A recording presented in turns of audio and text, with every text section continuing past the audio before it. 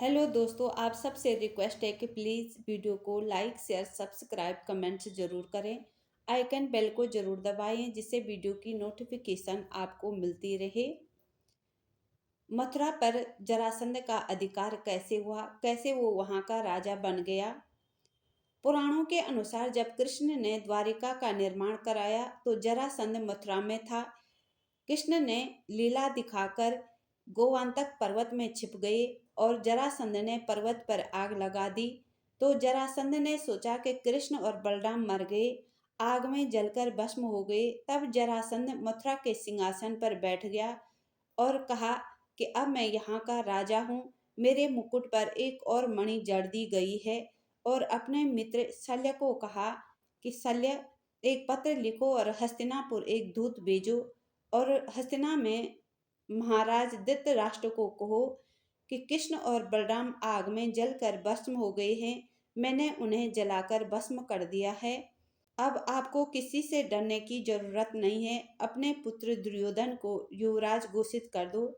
तब शल्य ने कहा कि महाराज जरासंध वहाँ भीष्म पितामह और गुरु द्रोणाचार्य महाशक्तिशाली योद्धा हैं, वो ऐसा होने नहीं देंगे। तब जरासंध ने कहा, वो उनके नौकर हैं, दूसरों के टुकड़ों पर पड़ने वाले हैं।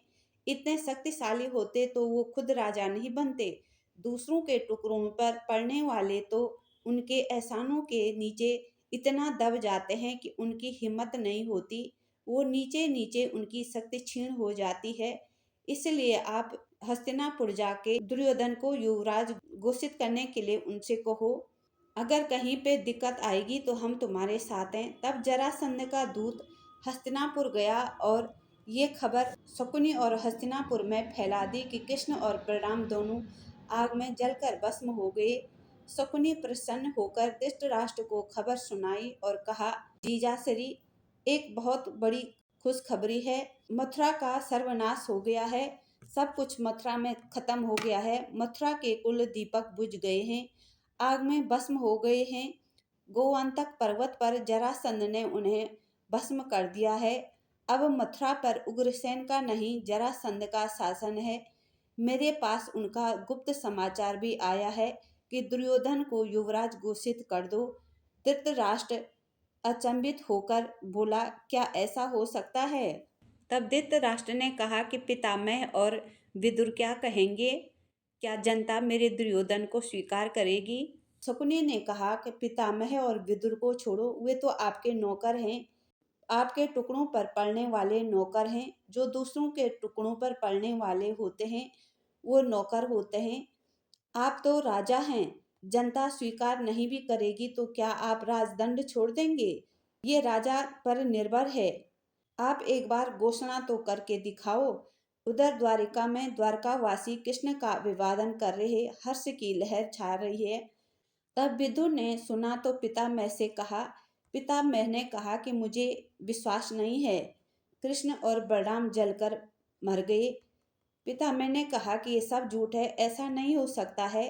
विदुर ने कहा कि मैंने अपने गुप्तचर सारी जगह भेज दिए हैं, कहीं नहीं मिल रहे। आधा अधूरा सच सुना था कि कहीं उन्होंने नया नगर बसा लिया था, पर मैंने अपने गुप्तचर उन नए नगरों में भी भेजे, लेकिन कहीं से कुछ पता नहीं चला है। पितामह ने कहा कि मैं नहीं मानता, क्योंकि मेरी माता गंगा कभी झूठ नहीं कहेगी। मेरी माता गंगा ने कहा है कि भगवान कृष्ण स्वयं परब्रह्म हैं, भगवान हैं, तो क्या भगवान जल सकते हैं, मर सकते हैं? उधर शकुनी धृतराष्ट्र का कान भर्रा और कहा कि अब कुंती की सहायता करने वाला कोई नहीं है, क्योंकि कृष्ण कुंती के भतीजे थे और वो नहीं रहे। अब किसी का डर नहीं है। तब धृतराष्ट्र ने कहा कि धैर्य से शकुनी, धैर्य से। राजनीति में जल्दीबाजी नहीं करनी चाहिए, कभी जल्दीबाजी हानिकारक हो सकती है। सब कुछ आपकी मर्जी से ही होगा। तब अंदर ही अंदर दुर्योधन को युवराज घोषित करने की तैयारी चल रही है, क्योंकि नियम के अनुसार युधिष्ठिर ज्येष्ठ थे, तो युधिष्ठिर को युवराज घोषित करना था। इसलिए उन्हें कृष्ण और बलराम की मृत्यु पर खुशी हो गई। लेकिन जो सच्चे भक्त होते हैं उन्हें अपने भगवान पे विश्वास होता है।